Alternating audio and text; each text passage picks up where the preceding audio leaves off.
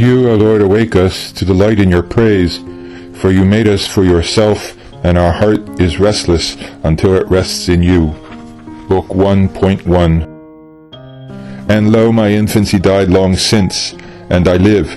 But you, Lord, who forever lives, and in whom nothing dies, for before the foundation of the worlds, and before all that can be called before, you are and are God and Lord of all which you have created. In you abides, fixed forever, the first causes of all things, not abiding in you, and of all things changeable, that springs abide in you, unchangeable, and in you live the eternal reasons of all things, unreasoning and temporal. Book 1.9. Free curiosity has greater power to stimulate learning than rigorous coercion. Book 1.23. Yet I lusted to thieve, and did it, compelled by no hunger nor poverty, but through a distaste of well-doing, and a lustiness of iniquity. For I stole that of which I had enough, and much better. Nor cared I to enjoy what I stole, but joyed in the theft and sin itself. There was a pear tree near our vineyard, laden with fruit, tempting neither for color nor taste. To shake and rob this, some lewd young fellows of us went late one night, having, according to our pestilent custom, prolonged our sports in the streets till then, and took huge loads, not for our eating, but to fling them to the very hogs, having only tasted them, and this to do what we liked only, because it was not permitted. Book 2.4. Especially in that theft which I loved for the theft's sake. And it too was nothing, and therefore I was more miserable who loved it. Yet alone I had not done it. Such then I remember, were I alone, I never would have done it. But since my pleasure was not in those pears, it was in the offense itself, which the company of fellow sinners occasioned. Book 2.8. I, in my ignorance, was much troubled, and departing from the truth, it seemed to me that I was making towards it, because as yet I knew not that evil was nothing but a privation of good, until at last a thing ceases to be altogether. Book 3.8. You gave her another answer by a priest of yours, a certain bishop, brought up in your church, and well studied in your books. When this woman had entreated him to promise to converse with me, refute my errors, unteach me ill things, and teach me good things, for this he was wont to do when he found persons fitted to receive it. He refused wisely, as I afterwards perceived, for he answered that I was yet unteachable, being puffed up with the novelty of that heresy, and had already perplexed divers unskillful persons with esoteric questions, as she had told him.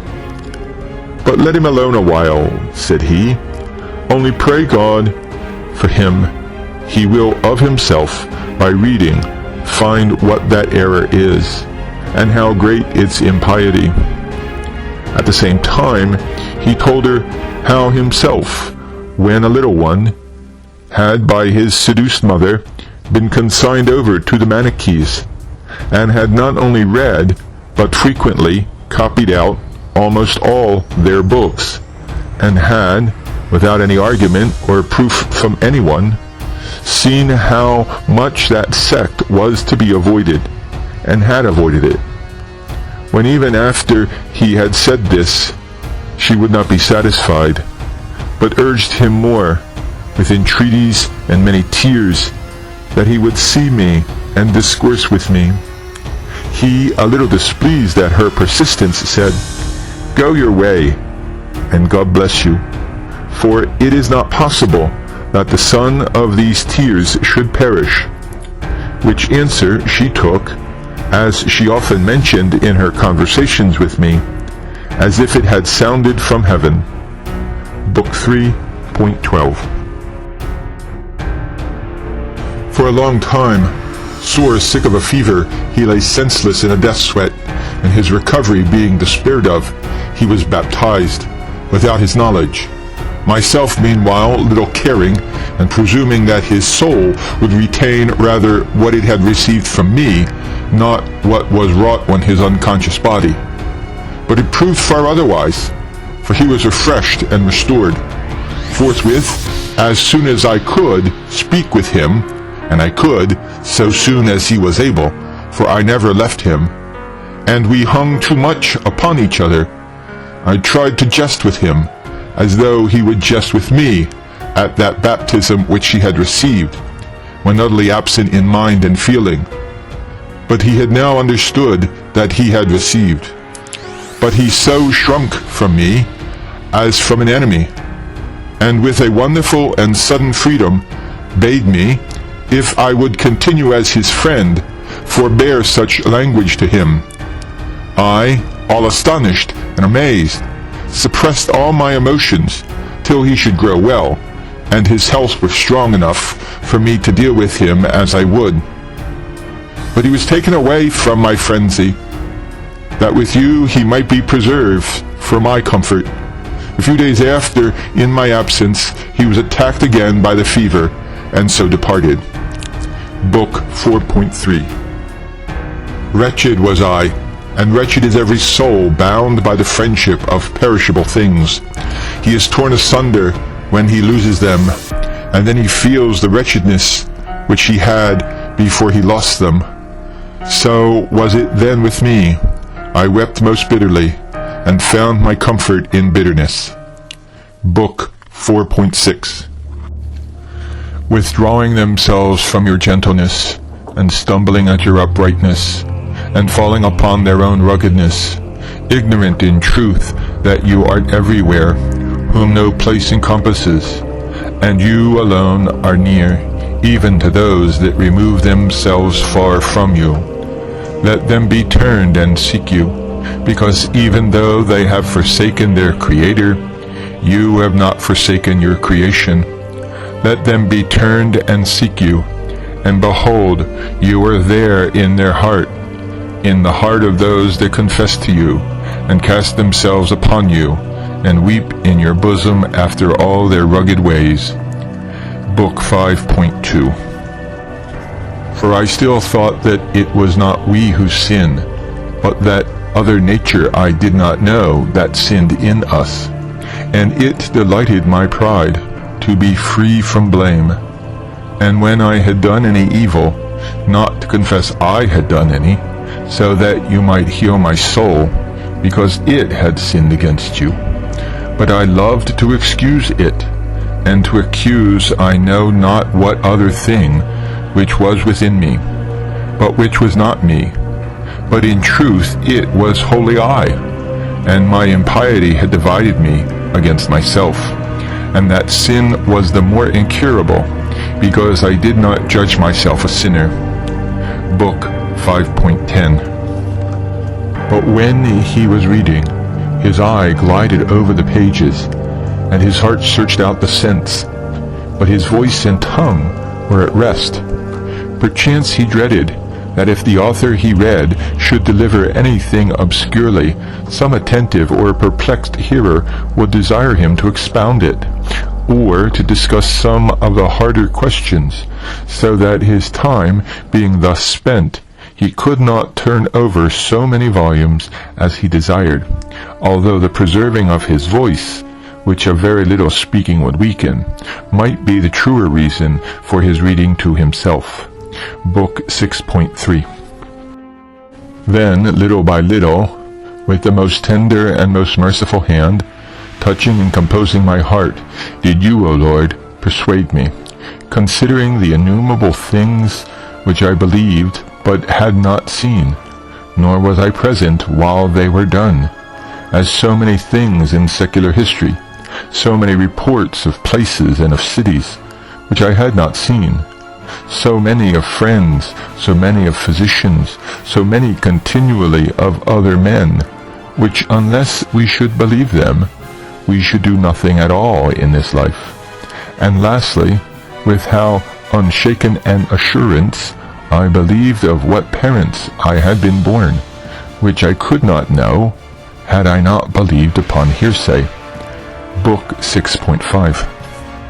But I, wretched, most wretched, in the very commencement of my early youth, had begged you for chastity, and said, Give me chastity and continency, only not yet.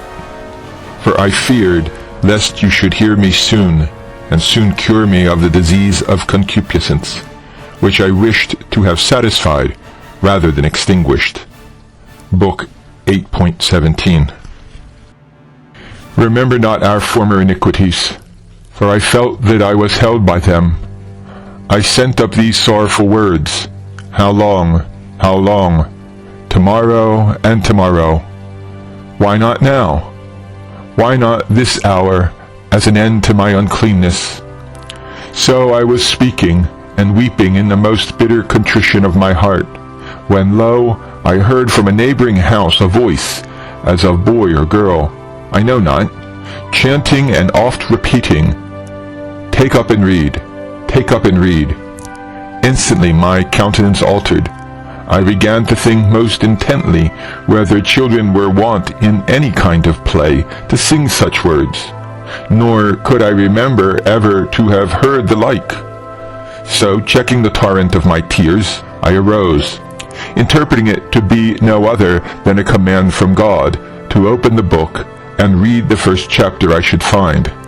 For I had heard of Anthony, that coming in during the reading of the Gospel, he received the admonition, as if what was being read was spoken to him, Go, sell all that thou hast, and give to the poor, and thou shalt have treasure in heaven, and come and follow me.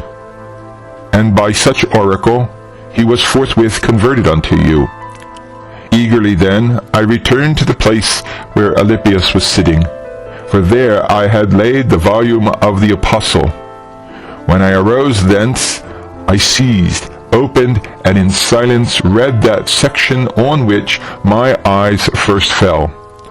Not in rioting and drunkenness, not in chambering and wantonness, not in strife and envying, but put on the Lord Jesus Christ, and make no provision for the flesh in concupiscence. No further would I read, nor needed I, for instantly at the end of this sentence, by a light, as it were, of serenity infused into my heart, all the darkness of doubt vanished away. Book 8.29.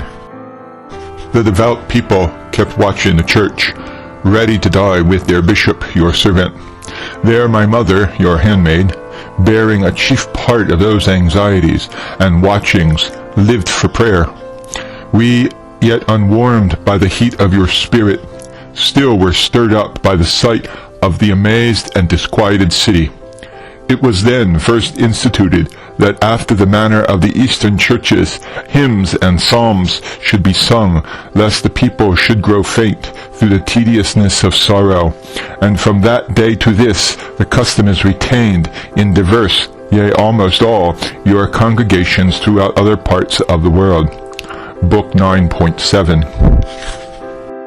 Such things was I speaking, and even if not in this very manner, and these same words, yet, Lord, you know that in that day when we were speaking of these things, and this world with all its delights became contemptible to us, my mother said, Son, for my own part, I have no further delight in anything in this life.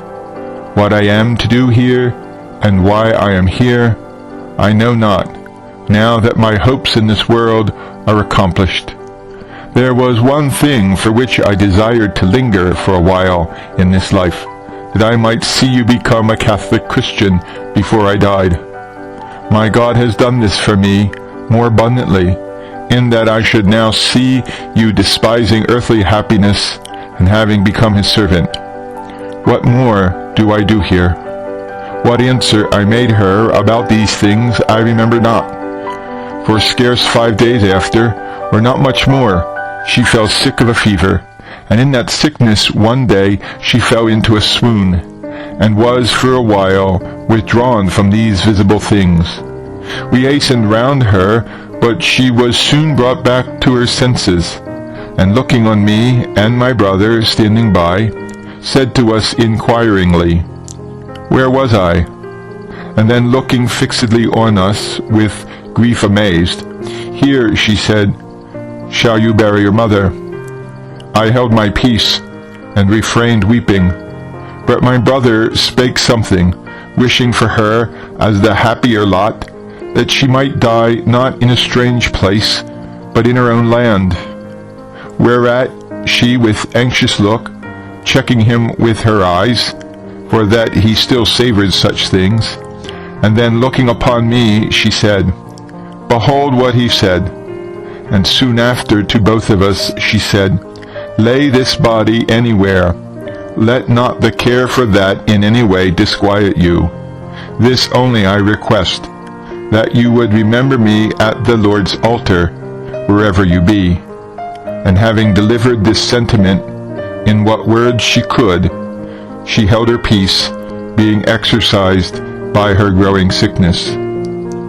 Book 9.10 and 9.11. And from you, O Lord, in whose eyes the abyss of man's conscience is naked, what could be hidden in me, though I would not confess it? For in doing so, would I hide you from myself, not myself from you. But now my groaning is witness that I am displeased with myself. You shine out, and are pleasing, and beloved, and longed for. I am ashamed of myself, and renounce myself, and choose you, and only in you can I please you, or myself. To you therefore, O Lord, am I open, whatever I am, and with what benefit I confess unto you. Book 10.2. Where then and when did I experience my happy life, that I should remember and love and long for it? But how is this, that if two men be asked whether they would go to the wars, one perchance would answer that he would, the other that he would not. But if they were asked whether they would be happy, both would instantly, without any doubting, say they would. And for no other reason would the one go to the wars and the other not, but to be happy. For there is a joy which is not given to the ungodly, but to those who love you for your own sake, whose joy you yourself are. And this is the happy life, to rejoice in you, of you, for you. This is it, and there is no other. Book 10.21 and 22. Late have I loved you, O beauty of ancient days, yet ever new. Late have I loved you, and behold, you were within, and I abroad, and there I searched for you. Deformed, I plunged amid those fair things which you had made. You were with me, but I was not with you. Things held me far from you, which, unless they were in you, would not be at all. You called and shouted and burst my deafness. You flashed, shone, and scattered my blindness. You breathed sweetly, and I drew in breath, and I panted for you. I tasted and hungered and thirsted. You touched me, and I burned for your peace. Book 10.27. But if any excursive brain rove over the images of forepast times, and wonder that you, the God Almighty, all-creating and all-supporting, maker of heaven and earth, did for innumerable ages forbear from so great a work before you would make it, let him awake and consider that he wonders at false conceits. For when could innumerable ages pass by, which you did not make, you, the author and creator of all ages? Or what times should there be which were not made by you? Or how should they pass by, if they never were? Seeing then, you are the creator of all times, if any time was before you made heaven and earth, why could they say that you did forego working? For that very time that you did make could not pass by before you made those times.